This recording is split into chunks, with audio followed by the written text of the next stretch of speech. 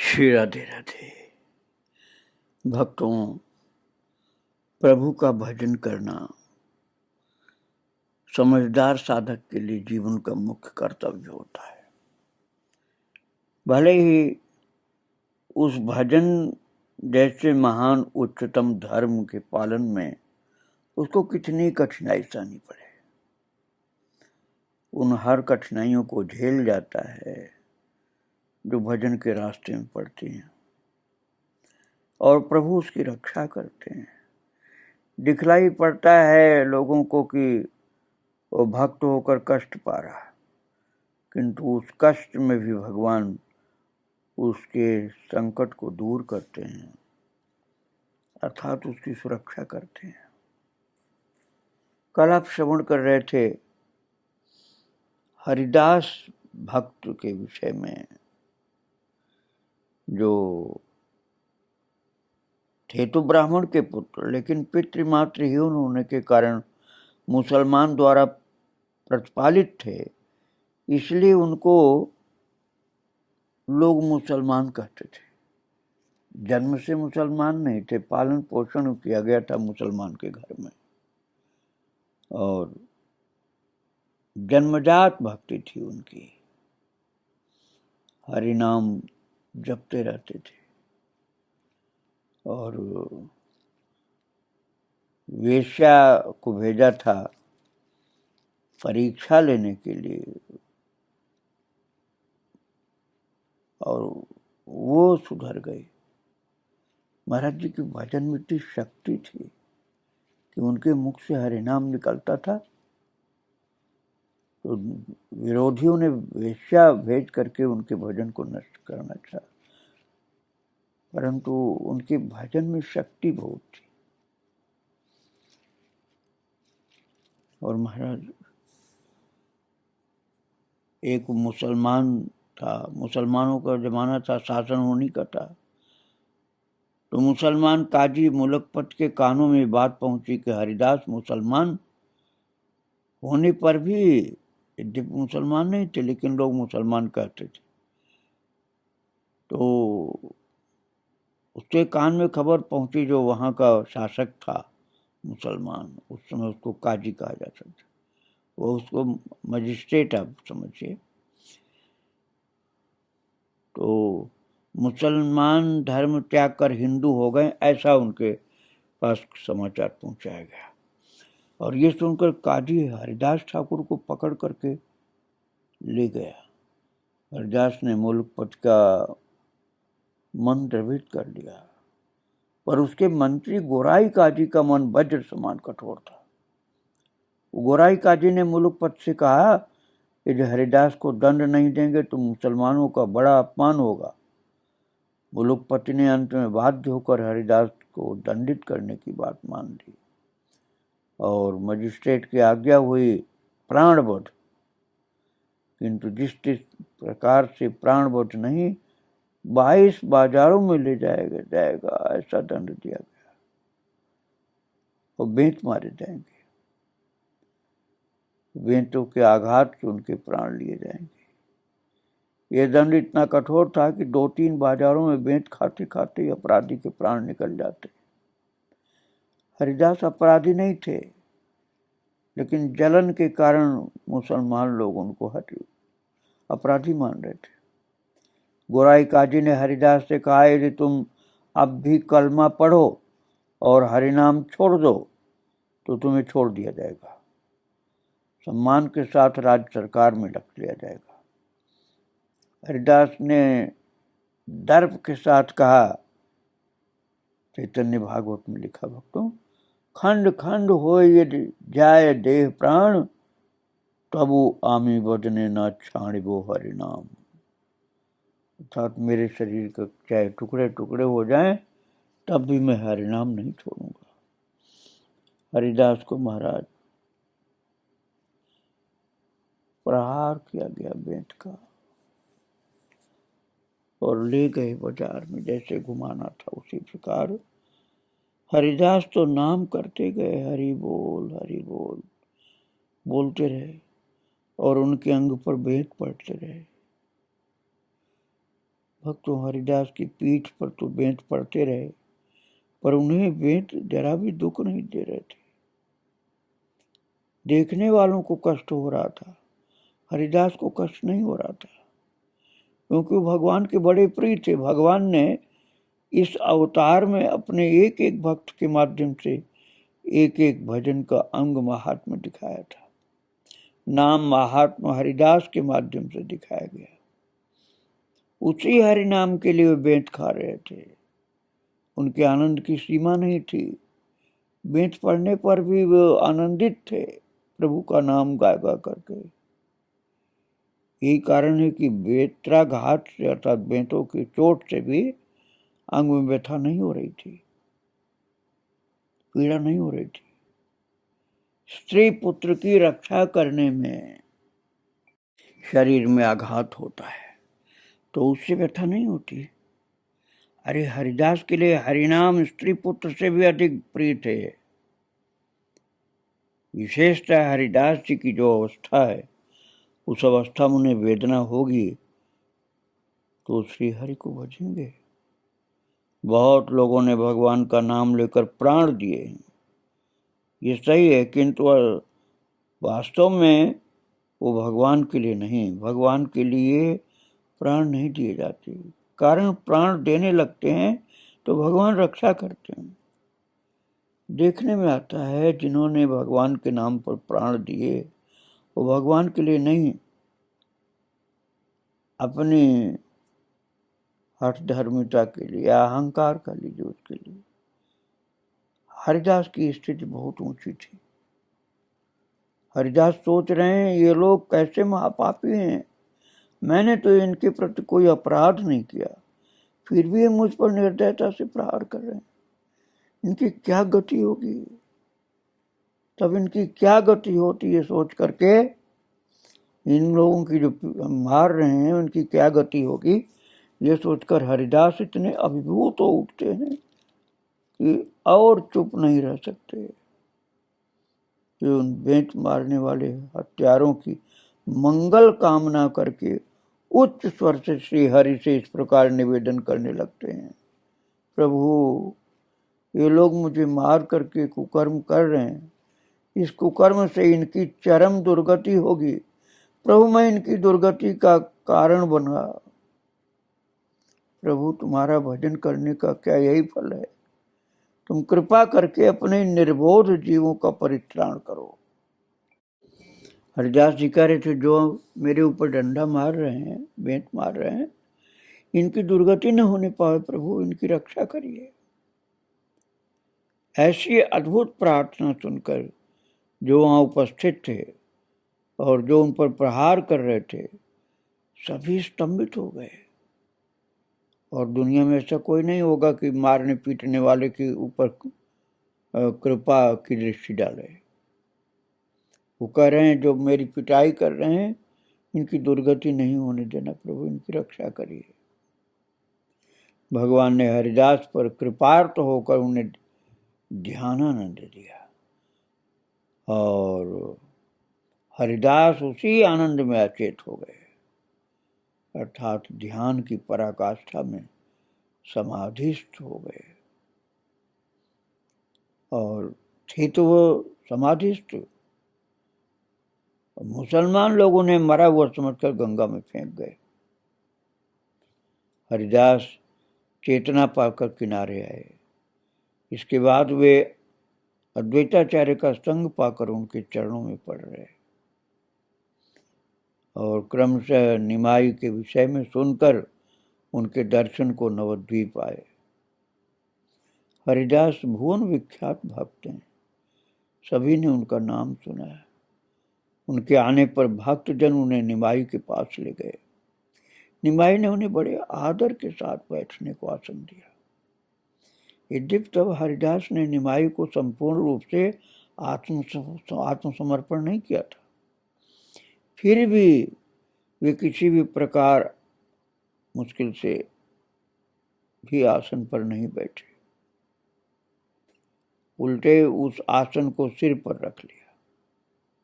बाद में निमाई ने उन्हें अच्छी तरह भोजन कराया और अपने हाथ से उनके अंग पर, शरीर पर चंदन लगाया, फूल माला पहनाई। निमाई ने हरिदास का सेवा सत्कार किया, किंतु हरिदास ने भी उसी समय निमाई के चरणों में आत्मसमर्पण कर दिया। इस प्रकार जहां जितने भक्त थे, वे कितने ही बड़े क्यों न हो, उन सब ने आकर के इस 23 वर्ष के ब्राह्मण कुमार को अपने मन प्राण दे भाव पूर्ण हृदय से अर्पित किए। हरिदास जी का स्मरण करने से भुवन पवित्र होता है। वे श्री अद्वैत के दर्शन करके उनके चरणों में गिर गए थे। फिर श्री अद्वैत ने उन्हें लेकर नवीन ब्राह्मण कुमार की शरण ग्रहण की।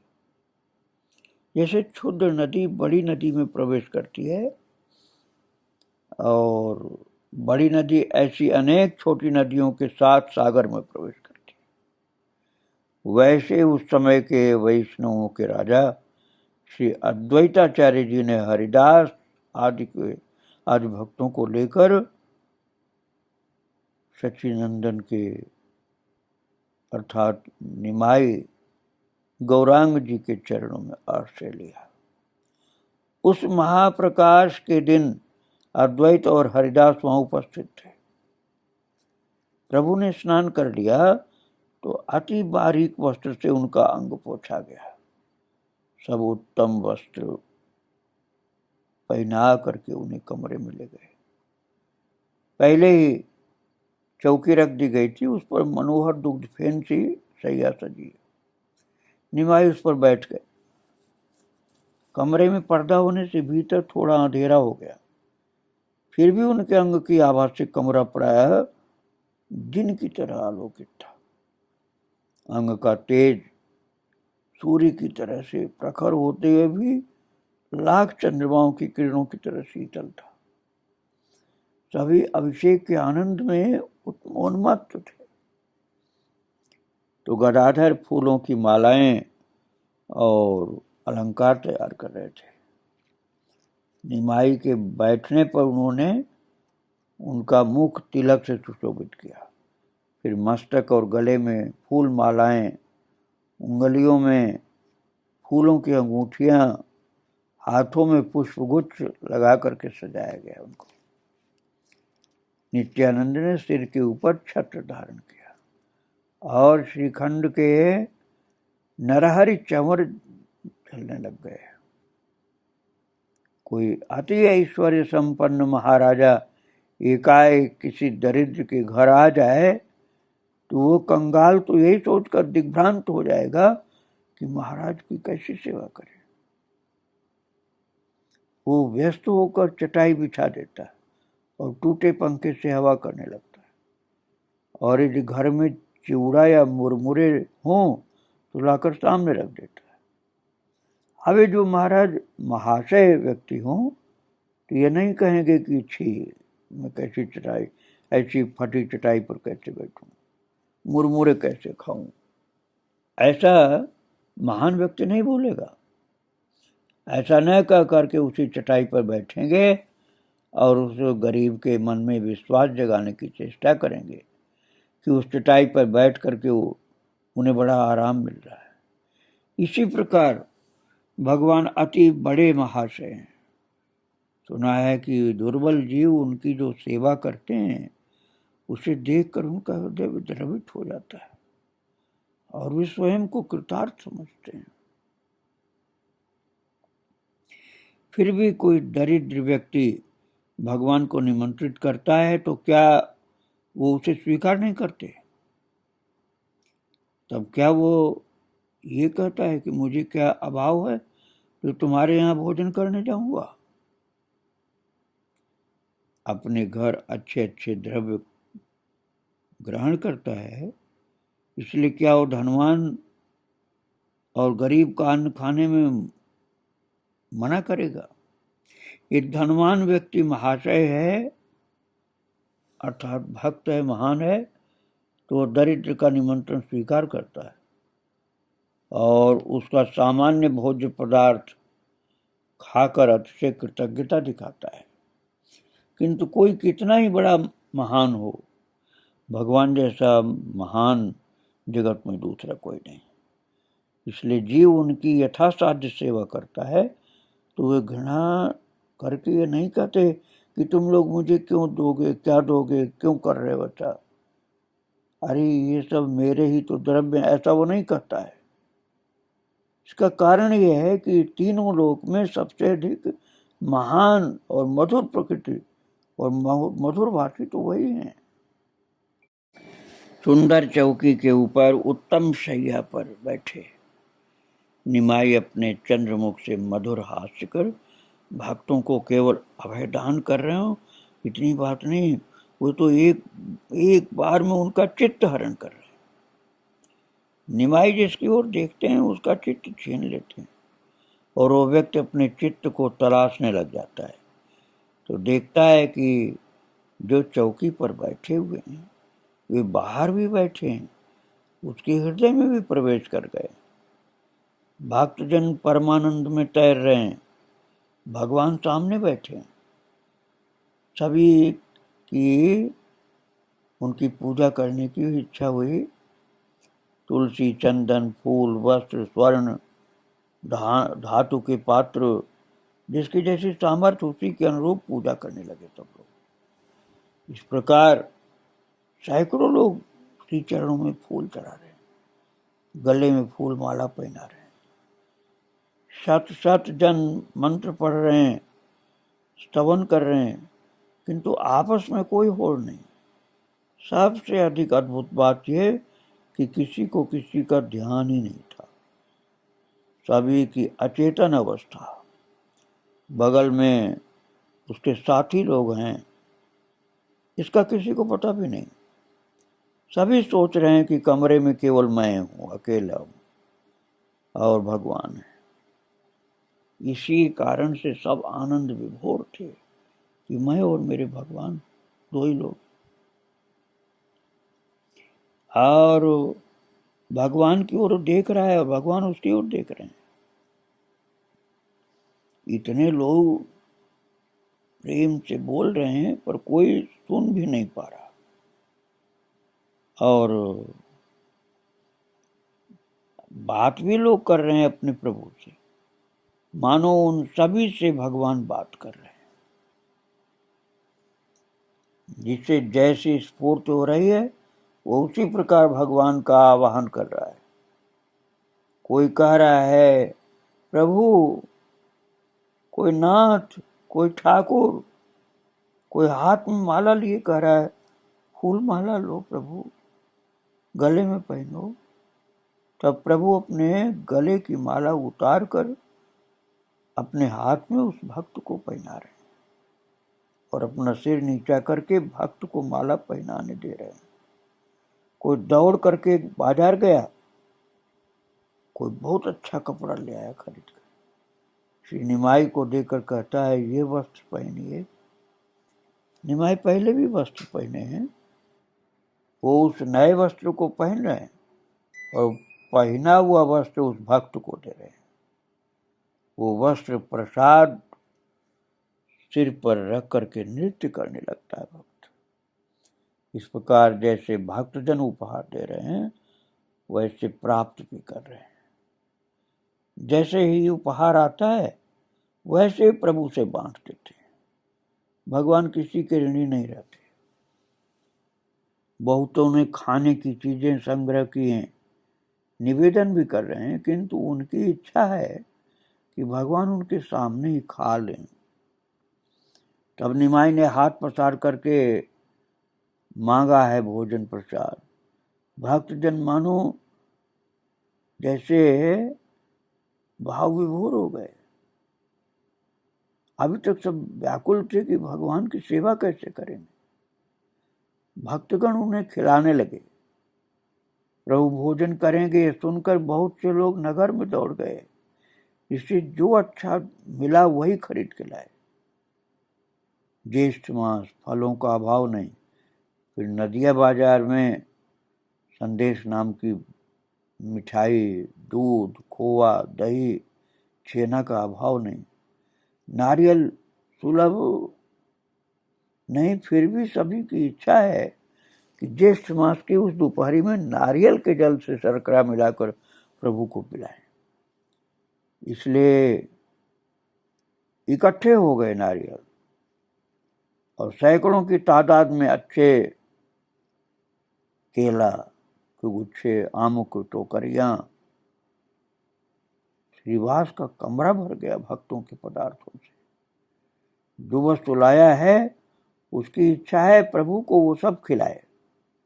प्रभु जरा भी नहीं छोड़ेंगे, छोड़ी तो भक्त अपना माथा पीटेगा। एक भक्त ने आम काटकर प्रभु को दिया और प्रभु ने खा लिया। एक ने दूध दिया, प्रभु पी गए, और एक ने नारियल का पानी भर दिया गिलास में, प्रभु ने पी लिया।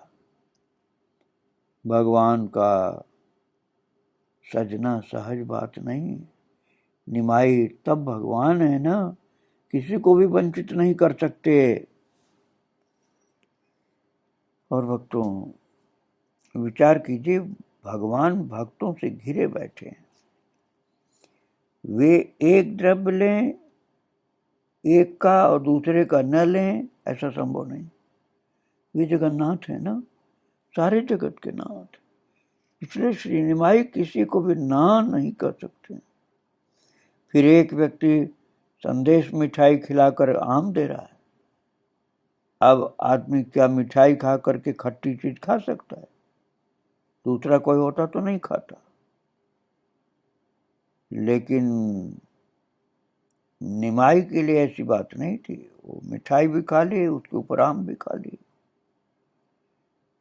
और भगवान जो विश्वम्भर है ना, वो कैसे कहेंगे मैं और नहीं खा सकता? ऐसा तो कहेंगे नहीं।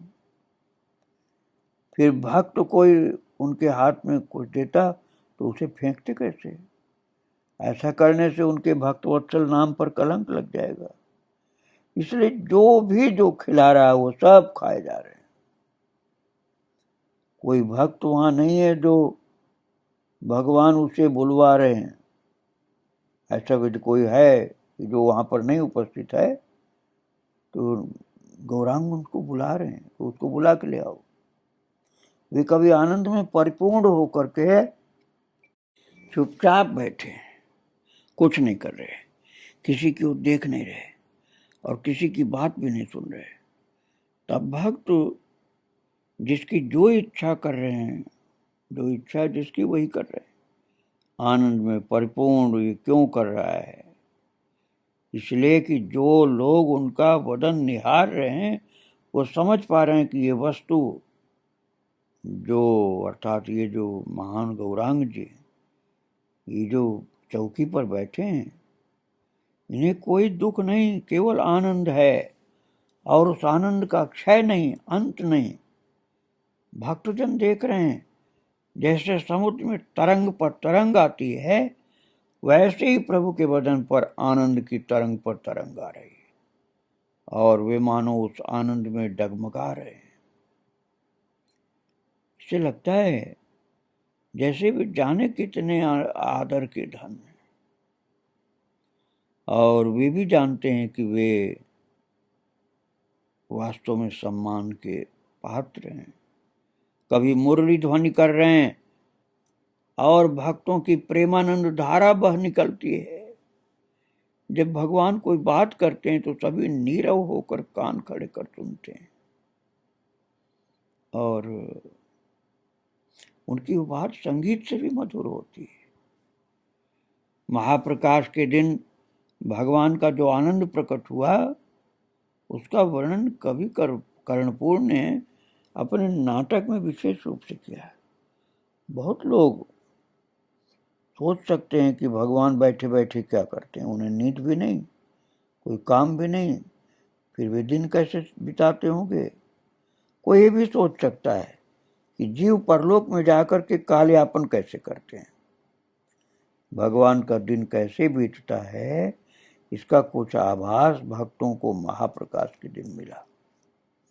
उन्होंने देखा कि श्री गौरांग भगवान के रूप में आनंद की तरंगों में तैर रहे हैं, तरंग पर तरंग आ रही है और मानो वही तरंग भगवान को बहा करके ले करके चल रही है। और भक्तों को मानो चिर दिन का सुहृद मिल गया, ये हमेशा के लिए मित्र मिल गए। केवल यही नहीं, मानो चिर दिन का सुहृद जो नहीं था पहले वो मिल गया। और केवल ये भी नहीं, भक्तजन देख रहे हैं कि सामने बहुत आनंद के स्वरूप बैठे हैं, आंखों और इंद्रियों को बहुत तृप्ति मिल रही। इस वस्तु का अच्छी दिल डोल वाले लावण्य से आवृत जो हैं, देखते हैं इनका प्रत्येक अंग मनोहर है, कहीं कोई कमी नहीं है। यही कारण है कि जब जिस अंग पर दृष्टि पड़ती है आंखें उसी पर टिक जाती, दूसरी जगह नहीं जाना चाहती। सभी सोच रहे हैं किस कारीगर ने ये इनका दिव्य रूप, दिव्य छवि प्रकट की है। श्रीअंग से ऐसी सुगंध निकल रही है कि सबकी नासिका मतवाली हो रही है। और भक्तजन सोच रहे हैं कि इतने दिन बाद हमारी इंद्रियां सफल हुई। अतिशय बुद्धिमान लोगों की समझ में आया कि भगवान ने जीवों को 5 इंद्रियां दी हैं, इसका कारण क्या है। ये समझ गए कि जीव भगवान का आस्वादन कर सकेंगे, इसलिए उन्हें 5 इंद्रियां दी हैं। और ये सामान्य द्रव्यों के आस्वादन के लिए नहीं है। सामान्य द्रव्यों से इंद्रियों को उद्रेक मिलता, वह तृप्त नहीं होती हैं, पर भगवान की दर्शन और सेवा से समस्त इंद्रियां तृप्त हो जाती हैं। और यही आनंद, यही तृप्ति प्राप्त हो रही है गौरांग के दर्शन और सेवा करने से भक्तों को। आइए हम सब लोग अपने अंदर गौरांग की छवि को धारण करके उनकी सेवा करते रहें। आगे की चर्चा फिर करूंगा भक्तों। श्री राधे राधे, जय जय श्री राधे श्याम, जय जय श्री सीताराम।